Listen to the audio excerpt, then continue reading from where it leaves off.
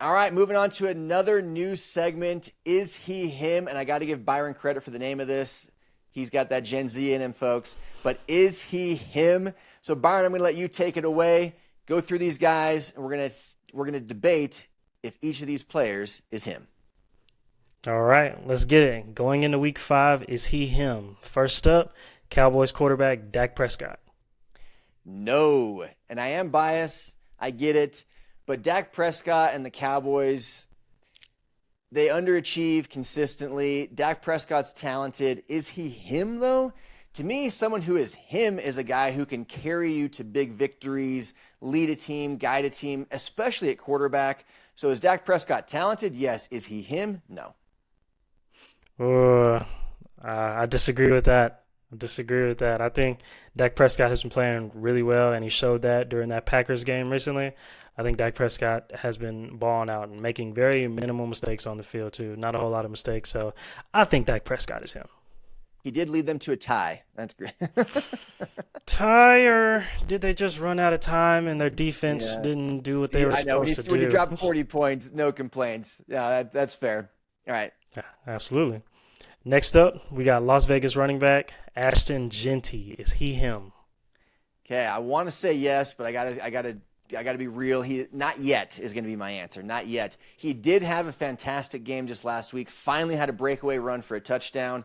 I think Ashton Genty will become him, but I don't think he is yet.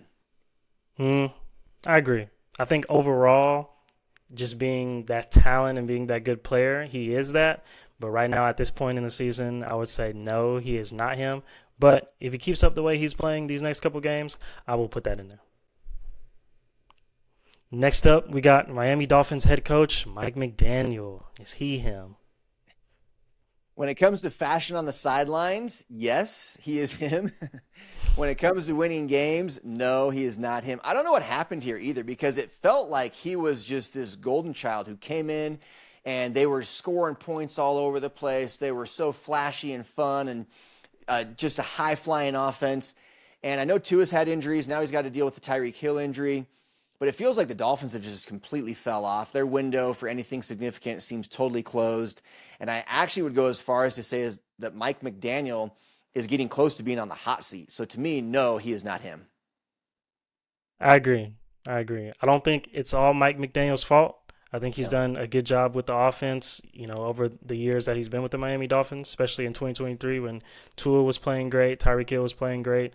Everything was pretty much going good for them. 2024, they took a dip, especially with injuries, but this year for this season, I don't know. It just seems to be a lot of dysfunction going on over there, and it's starting to get cleaned up a little bit, but it's not all his fault, but right now he is not him. No, not him. Next up, we got Eagles wide receiver A.J. Brown. Is he him? Yeah, I feel bad. We're on a streak of no's here, but no. And here's why. I know this sounds crazy to people. AJ Brown has the capability and the talent to be him, but my definition of him is more than just how talented you are. And AJ Brown is a little bit of a distraction for the Eagles. I mean, we're hearing people talking about he complains frequently. He wants the ball. He's got a little bit of that wide receiver diva in him that we see pretty frequently in the NFL, where he just wants the ball more. Dude, you just won a Super Bowl. Your team is undefeated. Like the goal is to win games. So if you have to block more than you want, or if, and you still got like 9 targets last week, they're still trying to get you the ball. But if the Eagles start to shift their game plan just to make this guy happy when they're winning games with the style of play they have, to me, he is not him because of his attitude. His talent, he's absolutely him with his talent. But his attitude, I'm going to have to say no, he is not him. Uh, this is a tricky one for me because I love my wideouts. I'm a receiver. I play a lot of 7-on-7, and I love playing receiver.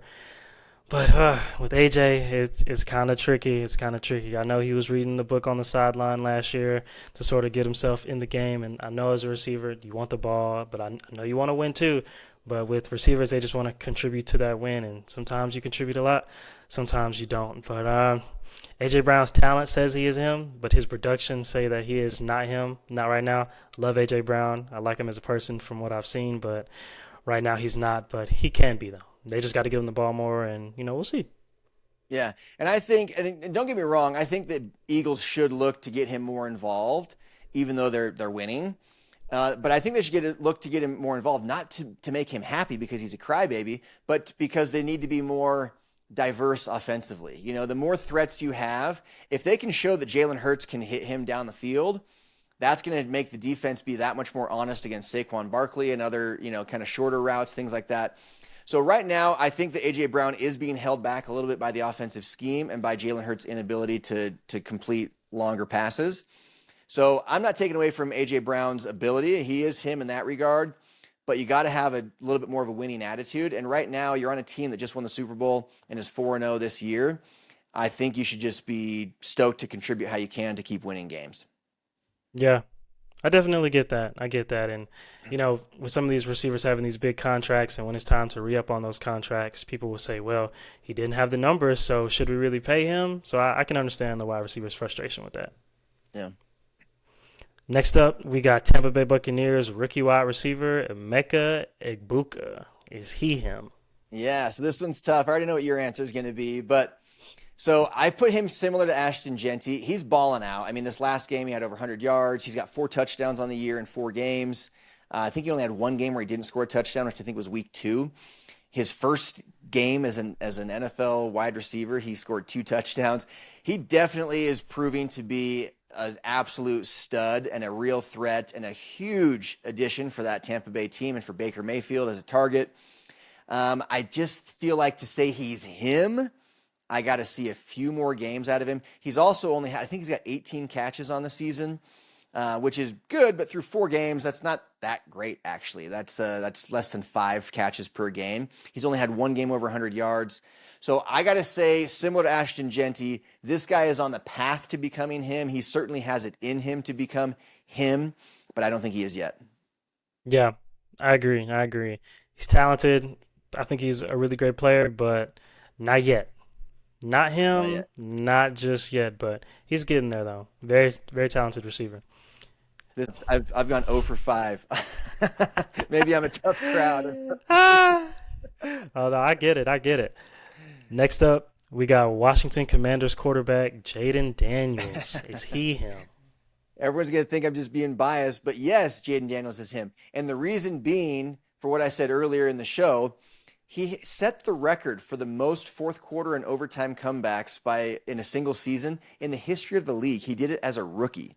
That is a guy that is him. He puts up the big numbers, but he just doesn't put them up. Have you ever heard the term empty calorie stats? It's kind of like when you go and eat a bunch of M&Ms, you get a bunch of calories in you, but you got no sustenance. There's no protein. There's no nutrients to it. A lot of guys can put up big numbers late in a game when you're losing by 30 points, and you're just chucking the ball down the field, getting extra yards, getting a touchdown or 2 of kind of meaningless games. Jaden Daniels doesn't do that. He puts up big numbers in big moments, in big games, and he leads his team to wins. He led his team as a rookie to the NFC title game, 12-5 record. I think you'll see the Commanders absolutely be back in the playoffs this year. Now, he has been hurt the last 2 weeks. I get that. He hasn't played. And before he was hurt, he didn't play as great as he had. That being said, Commanders are still 2-2. I do believe that Jaden Daniels has proven that he is indeed him. I agree. I agree. Even as a rookie, Jaden Daniels was playing great. Spent a little bit of longer time in college, but I feel like that was a good decision to make, especially with the way that quarterback development is looking in the NFL right now. So I think it was smart to do that. And as a rookie, he balled out. He did a great job, so I can't really take anything away from him. He is not the most healthy person right now. I know he's dealing with a few issues right there. I believe he's dealing with a knee sprain or something like that. Yeah. But Yeah. he'll be back, and he's getting there. So I would say he is him. Yeah, I think if he goes and has several more bad weeks or something like that, or gets we can take him off the he's him plateau. But to me, right now, he's earned it. He's still there until proven otherwise. Next up, we got Jacksonville Jaguars wide receiver / cornerback Travis Hunter. Is he him? Okay, this one's very interesting for me. I got a lot of thoughts on Travis Hunter. He's one of the most talented players we've ever seen in the league, or enter the league rather. But I know he wants to be both a cornerback and a receiver. I just don't think long-term it's sustainable, and it's already shifting. I think last week he played like 13 snaps or something like that on defense. So to me, you can't, if you're a jack of all trades, you're a master of none. I don't know if you've heard that phrase before, but there's gonna come a time where he's gonna have to firmly decide, and the Jags are gonna have to firmly decide, this is where he's most valuable to us, is on this side of the ball. So he's gonna be him on this side of the ball, and on occasion when we really need him, we'll put him over here as well. So Travis Hunter is him in that he can do it all, and he does have a good attitude. He has a winning attitude. So I'm going to say yes on Travis Hunter. He is him. I do think, though, that the time will come sooner than later where he and the Jags have to make a decision.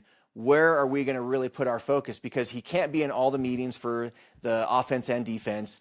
He can't do all the practicing for offense and defense.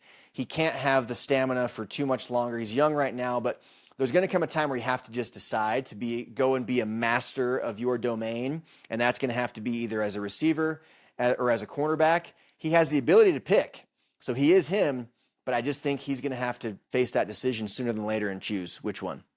Mm-hmm. I understand that definitely. And as far as is he him, I'm kind of split in the middle. I will say kind of. Only reason why I say kind of is because we haven't really seen that himness yet throughout the season. We saw it in college and everything. Amazing. Heisman Trophy, all that good stuff. Wide receiver and cornerback. But is he him right now in the league? I'm just going to split it down the middle and say kind of, only because we haven't seen so much production on either side of the ball yet. Yeah. So I'm going to leave it with kind of. But Travis Hunter is very talented, and I think the Jaguars will figure it out. More so, in my opinion, I think he's a better cornerback talent than he is receiver. But he's crazy athletic, so why not put him out there at receiver? But I'm going to go with kind of. You make an interesting point. Excuse me, you make an interesting point. He is a better naturally gifted cornerback than receiver. But ironically, we're seeing the shift happen already where the Jags are saying we want him at receiver. And maybe that's to help Trevor Lawrence, because Trevor Lawrence is a guy they've put a ton of money into, that we feel has a ton of potential, that has shown flashes of greatness, but overall hasn't, Trevor Lawrence has not been him for most of his career, despite being a number 1 overall pick.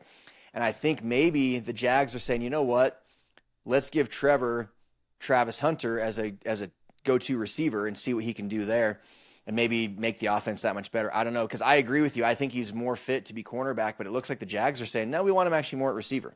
So it'd be interesting to see how that goes. For sure. But I definitely think it was basically looking at whoever picks him, that kind of decided on how it was in the draft. Like whatever team picks him, let's kind of try to see what they're going to play him as.